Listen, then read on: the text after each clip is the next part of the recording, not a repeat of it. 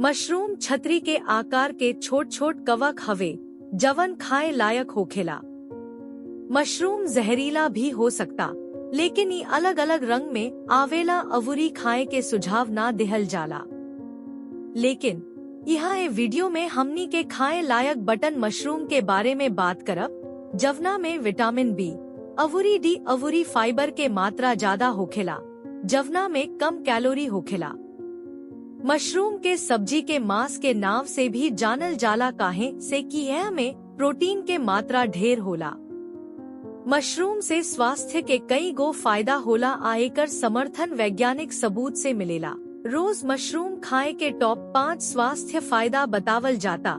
एक शोध से पता चलता कि रोज मात्र 18 से 20 ग्राम चाहे 2 मशरूम खइला से कैंसर के खतरा 45% कम हो सकता।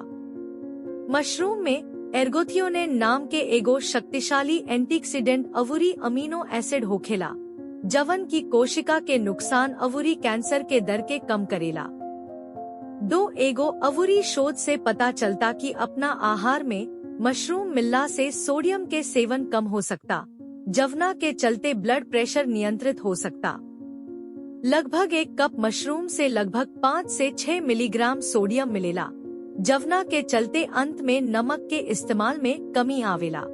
सिंगापुर के एगो अध्ययन में यह बात के पुष्टि भइल कि जवन लोग एक सप्ताह में कम से कम 2 कटोरी मशरूम खइले, ओ लोग में अल्जाइमर रोग, अवुरी याददाश्त में कमी जैसन मानसिक समस्या के खतरा 50% कम होखेला।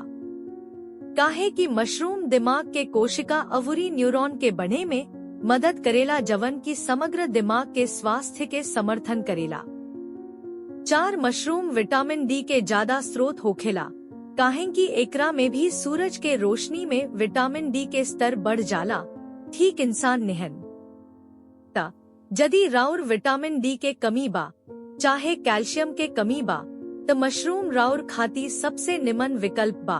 विटामिन डी राउर शरीर में कैल्शियम के अवशोषण बढ़ावेला, ऐसे रउवा मशरूम में 10 से 15 मिनट तक धूप में रख के विटामिन डी के स्तर बढ़ा सकतानी, अवुरी ओकरा बाद ओकरा के खा सकतानी।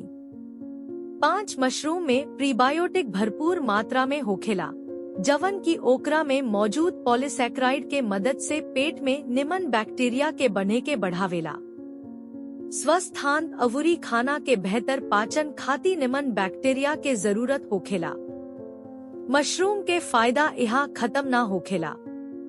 मशरूम स्वास्थ्य खातिर तरीका से ज्यादा फायदेमंद होखेला। प्रतिरक्षा प्रणाली के बढ़ावे से लेके वजन घटावे के बढ़ावा देवे अवुरी बहुत कुछ मशरूम हमनी के रोजमर्रा के आहार में शामिल करे खाती सबसे निमन खाना बन जाला।